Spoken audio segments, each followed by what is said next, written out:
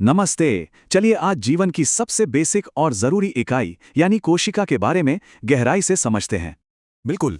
जैसे ईंटों से जुड़कर पूरी इमारत खड़ी होती है ना, वैसे ही सूक्ष्म कोशिकाएं मिलकर हमारा शरीर बनाती हैं।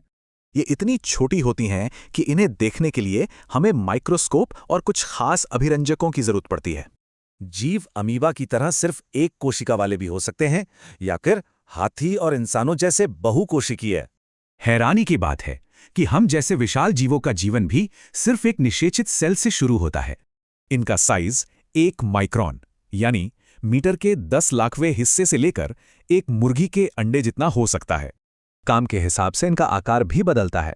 ये गोल, लंबी, तर्करूप या फिर शाखायुक्त भी हो सकती हैं।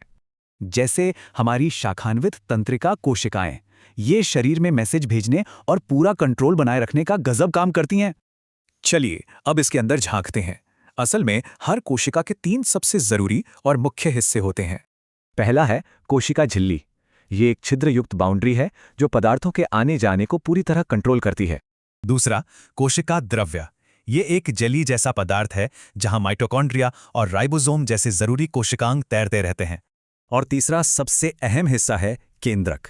आप इसे पूरी कोशिका का कंट्रोल रूम या बॉस कह सकते हैं। इसी केंद्रक में धागे जैसे गुणसूत्र होते हैं। ये जीन्स के जरिए हमारे गुण अगली पीढ़ी तक पहुंचाते हैं। कोशिका द्रव्य और केंद्रक को मिलाकर जीव द्रव्य बनता है। सच कहूं तो यही कोशिका का असली जीवित हिस्सा है। बैक्टीरिया जैसी कुछ कोशिकाओं में केंद्रक झिल्ली नहीं होती। ऐसी साधारण कोशिकाओं को हम प्रोकैरियोटिक कोशिकाएं कहते हैं। अब एक दिलचस्प सवाल, पादप और जंतु कोशिकाएं एक दूसरे से अलग कैसे हैं? चलिए इनकी तुलना करके देखते हैं। पादप कोशिकाओं में एक एक्स्ट्रा दीवार यानी कोशिका भित्ति, बड़ी रिक्तिका और प्लास्टिड होते हैं। जंतु कोशिकाओं में नहीं। पौधों में जो हरे प्लास्टिड्स होते हैं ना, उन्हें क्लोरोप्लास्ट कहते हैं। इनमें मौजूद क्लोरोफिल प्रकाश संश्लेषण के लिए जरूरी है। तो पूरा पैटर्न कुछ ऐसा है। एक जैसी कोशिकाएं मिलकर ऊतक बनाती हैं और ऊतक जुड़कर हमारे अंग बनाते हैं। है ना कमाल? कैसे एक नन्हा सा सेल डिवाइड होके इतनी जटिल और शानदार सजीव रचना बना देता है।